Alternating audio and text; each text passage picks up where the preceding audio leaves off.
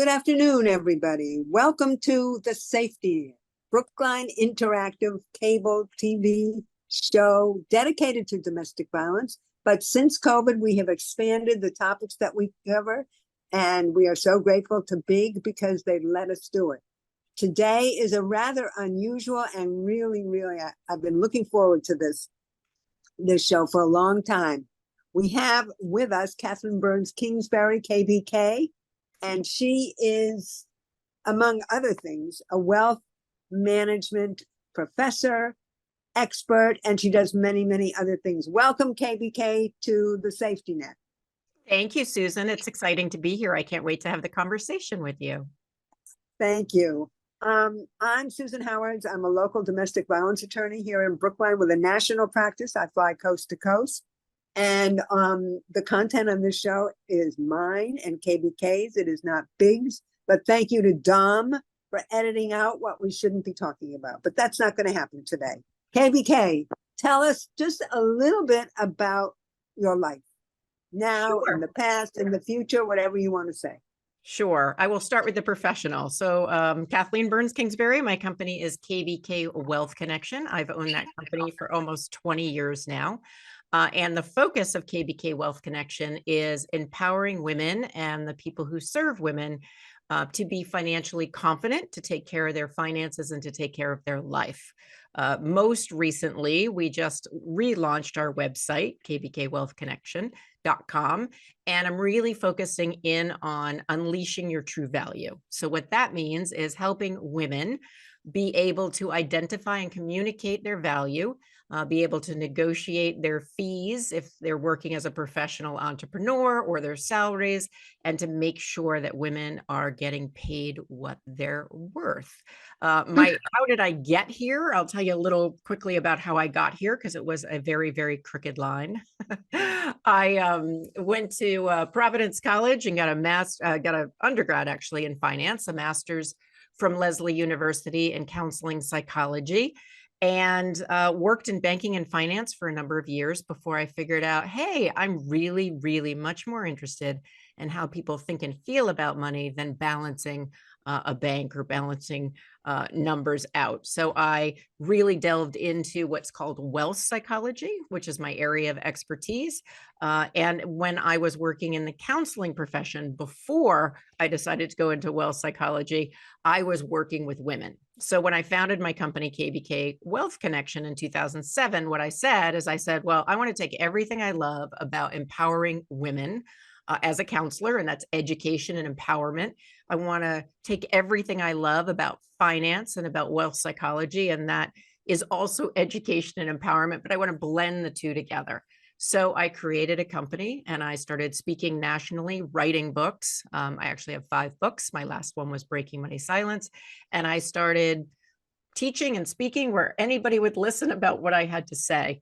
And to be honest with you, Susan, when I started, I had some friends that are like, really, you're going from being a bank examiner to a licensed mental health counselor to somebody who's going to speak nationally and write books. And I said, yes, that's what I'm going to do. And now my friends, some of them actually in Brookline, were like, wow, you did it.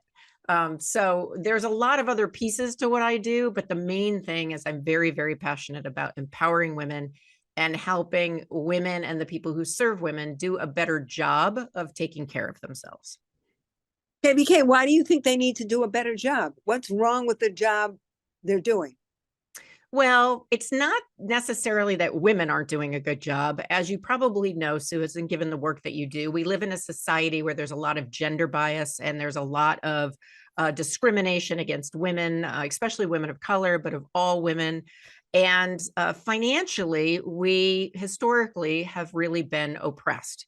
If you look back in the 1950s, we couldn't even get a credit card on our own. We had to have our husbands sign for us. Then in the 60s, 70s, 80s, we went out into the workforce, but we still, in today's age, have a gender wage gap. We have a racial wealth gap.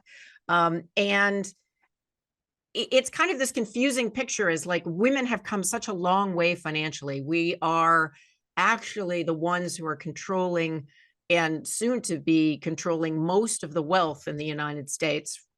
Yet we have a wealth management system, a banking system, we have a business system that still discriminates against women. So there's this mixed message of like, wow, women, you've come a long way, especially financially.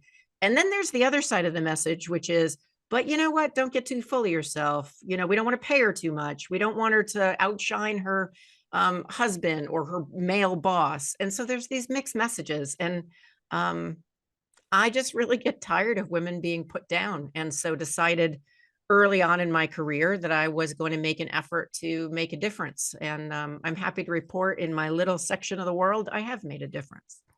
Yes, you have. KBK, what is a money mindset? I'm not sure I have a money mindset, except I know when I'm about to have an overdraft. Then I have a money mindset. Terror. So Really? everybody has a money mindset. The thing that is really interesting about wealth psychology and money mindsets is that a lot of times we are not aware that we have one. And why is that? Because we live in a society where talking about money is taboo. So we don't talk about the dollars and cents. So we certainly, until recently, haven't been talking about our emotions around money. So a money mindset is the collection of all your thoughts and beliefs about money. Started to form when you were age 5, when you became kind of aware of money. And really through nowadays, it's probably through early 20s, you know, we're witnessing what other people are doing around money, what our parents are doing or not doing, if they're fighting about money, not fighting, negotiating their salaries. And so all of these experiences that we have get stored in our brain. And so I'll ask you, because I think you have a great example in you, when you get an overdraft, what do you automatically think when you get that overdraft fee? I don't think. I run around the corner because I don't do anything online because I'm hacked regularly. I run around the corner to see my bank manager, Sasha, at the Brookline Bank. I'm going to give them a plug because they're fabulous. And I say, help, help, what do I do? And then he sits me down and calmly walks me through what I should do. It doesn't happen very often, but I just get this icky feeling in my stomach because I don't really pay attention to money. I just don't.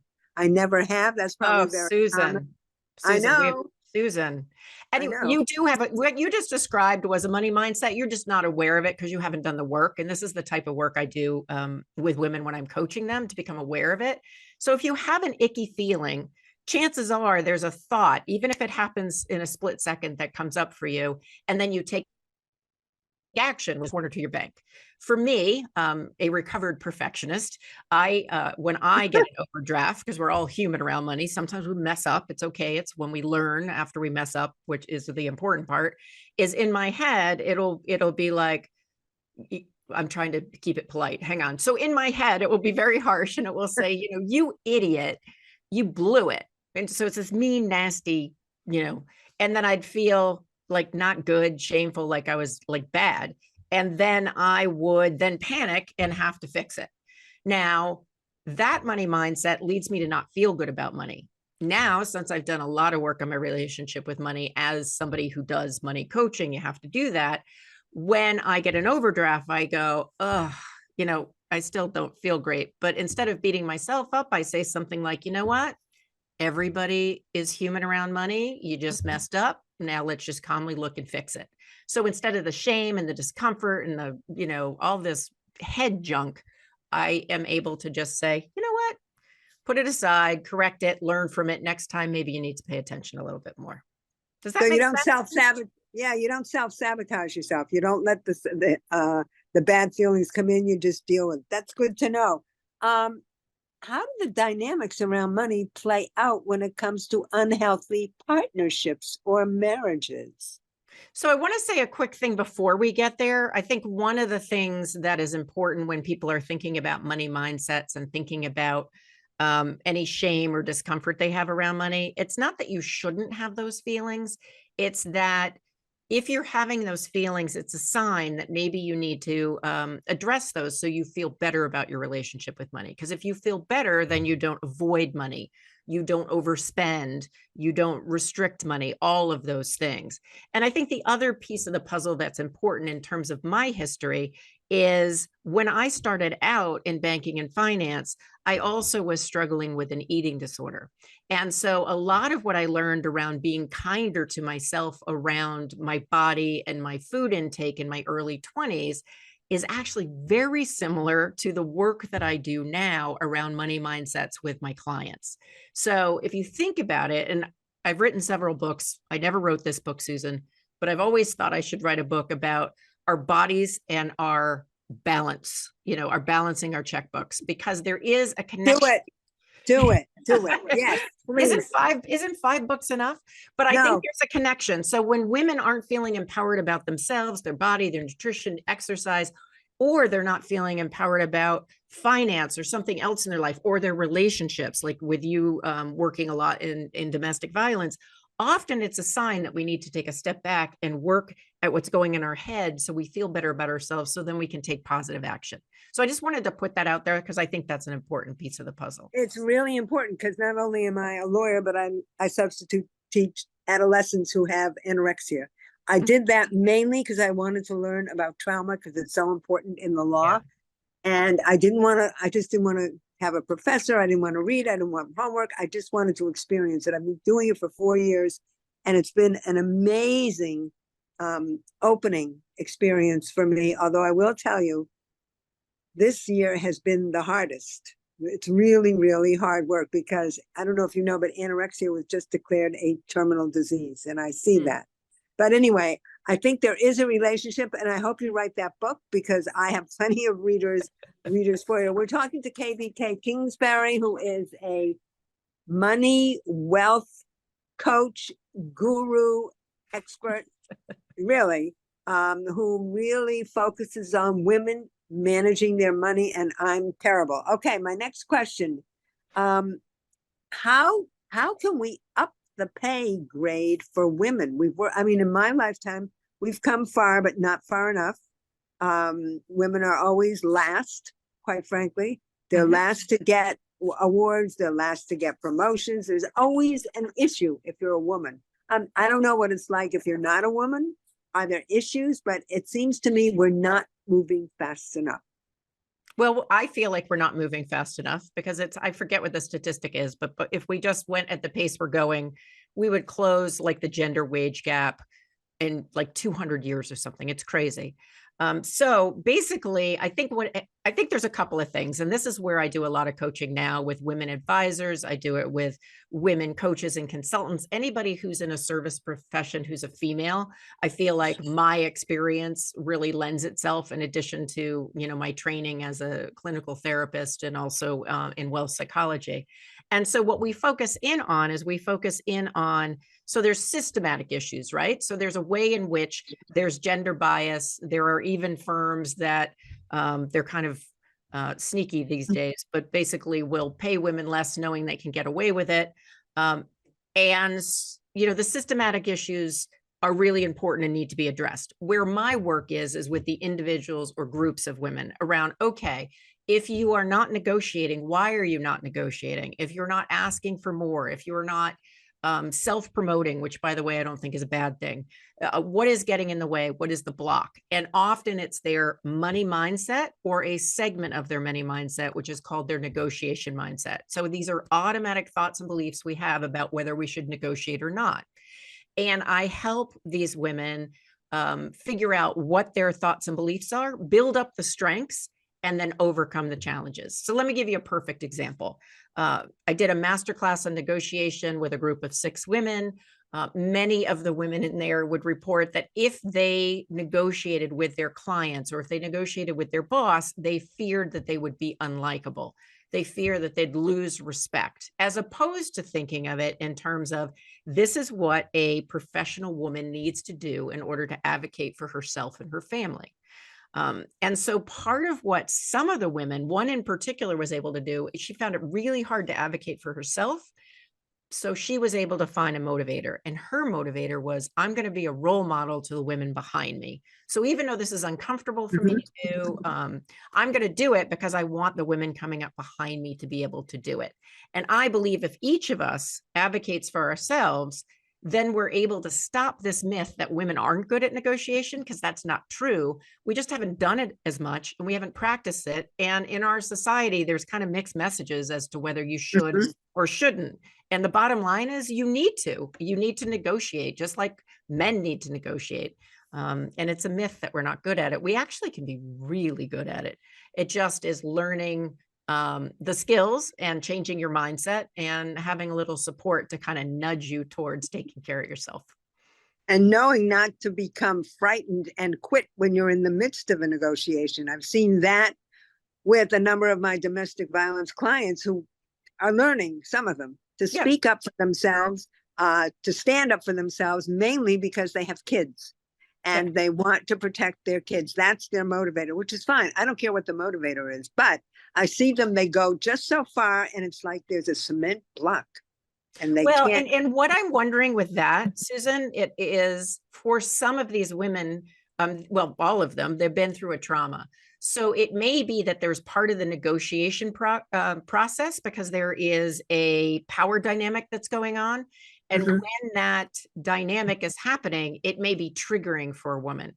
So part of what women need to learn, and not every one of my clients, but certainly if they have a trauma history, to learn how to tolerate or stay grounded or have a series of conversations that you come back to, because you first and foremost need to take care of yourself. And it doesn't mean one of the other myths is people think, oh, I have to negotiate. I have to do the whole conversation in one sitting. No, No, it's actually better if you take time. So I imagine it's complex for some of your domestic violence clients because it can be so triggering, even if it's a totally different situation. right. The emotions and the dynamic may feel very similar and very scary. What is your vision for young women today going forward? I'm going to use whatever and you can bleep me out. I want them to kick ass going forward. I want women to take control of their financial Good. lives. That does Yeah. not mean that everybody needs to be an expert in finance. What that means is you need to know enough to advocate for yourself, to negotiate, to be able to make sure that you're hiring people who are trustworthy if you're working with an advisor or a banker or whoever it might be. And you need to be somebody who hopefully you're in a safe relationship where you can be a financial partner with somebody as opposed to have somebody control you. Because one of the biggest mistakes I see women make, and even young women, is they're deferring their financial responsibilities and decision making to their husband or their partner. And even in a healthy relationship, that ultimately sets women up to be really at risk. Women live longer than men. We tend to, at some point in our life, have to manage our own money. And it's better to learn how to do that as a young person than when you are going through a divorce, when you're in a domestic violence situation, when you are a widow. It's better to learn it early on. And again, you don't have to love it. It's kind of like good nutrition and exercising. You don't have to become a nutritionist or an exercise science Right. person. You just have to know enough so you can take adult responsibility and take care of And yourself. do it and Yeah. just do it. But I will tell you, I'm older than you are, and I'm reaching an age where I'm starting to get things in order. I'm very equipped to do that, being a lawyer. But I Yeah. have friends who are also aging. And one of them, a retired psychiatrist, doctor, Yep. said to me last week, she said, oh, I don't know what I'm going to do if my husband goes first, because I don't know anything. And I That's know that not I'm that a little, uncommon. That's I not that know, but uncommon. it really panicked me. I do know. I just may not pay attention, but I do know. I know where everything is. And I said, well, I would just advise you to get yourself educated now. Don't rely on your kids. Don't rely on your husband. Get everything in order and then put it in a drawer. Well, and part of it is, I mean, depending on what somebody's socioeconomic status is, if they're working with a financial advisor, and it could be as simple as I'm going to start to attend joint meetings, or I'm going to hire a financial advisor to do a plan for me as a single woman. So I know when my partner dies, I have a plan, or I'm going to be okay, or I have somebody who's going to educate me. There's a variety of things that people can do. And it's not tackling it all at once. It's like, okay, is there an area of finance that interests you a little? And for some people, that might be investing. For other people, that might be, cryptocurrency. For other people, that might be, oh, I really want to look at trusts and how to effectively pass down wealth to the next generation without having so much tax. Whatever it is, pick an hour a week, an hour a month, and just chip away at it. It's a lifelong learning process, but you're right. You're at a great risk if you don't know anything about your finances and you're getting older. first, I think they need to know where the finances are, the name of the bank, if there's a bank, Yep. the name of the wealth advisor, if there is one. And they have to know what's in those accounts. This particular individual knows nothing and it's just coasted through life. And I mean, even I am, maybe it's because I am a lawyer and I have to deal with this. Even I know what, where, when, and how to access. But we only have a minute. Kathleen, this has been, I hope you'll come back because this is so important, particularly for young people. I think high school students, Yep. college students. I know I have a little grandnephew who's turned 6 and is losing teeth. And he negotiated with his parents for the tooth fairy. Tooth fairy. Mom said, you're getting $1. That's what I got. And the little kid said, Mom, inflation, $5. It's different. And that's what, because the dad sided with him, and that's what he's getting. But then so much of it has to go into a bank, and they opened an account, and he's beginning to learn how to, he can only get, and the teeth are falling. I mean, I'm sending $5 every week to Virginia, really. They're coming out in droves. So I think it's really, really important. And you're teaching at Champlain College? I teach business strategy negotiation at Champlain College in Vermont. It's an online college, so people can attend from anywhere. And I do a lot of training and speaking and coaching through my firm as well. And you're located where in Vermont, or how do people get in touch with you? I'm actually in central Vermont, but all my work is primarily virtual at this point, unless I'm going out to speak. So they can just reach me at kbkwealthconnection.com, and all the information is right there. Or they can go to my LinkedIn page, which is Kathleen Burns Kingsbury. Okay, we're going to run that at the bottom of this segment. If you have 1 minute, what is your 1 minute advice to women on money? To not be afraid of it, that it is simple. If you can do basic math, you can do finance. And if it doesn't interest you to do the dollars and cents, then focus on the money psychology part. It's fascinating. It might be a way to get you more interested. And it really is a way of taking care of yourself. And which of your books would be a good introduction to the money psychology? I'm asking for myself. Probably my last book, which is called Breaking Money Silence. It's available on Amazon, and it talks about the taboo against talking about money and offers different exercises on how to get over your fear of talking about money, managing money, and to feel better about money in general. Thank you, Kathleen Burns Kingsbury, for joining us today. I certainly hope you'll come back. This is Susan Howard. This is Safety Net for, what's today's date? It's March 25th. March 26th. Thank you so much again. We'll see you soon. Thanks, Susan.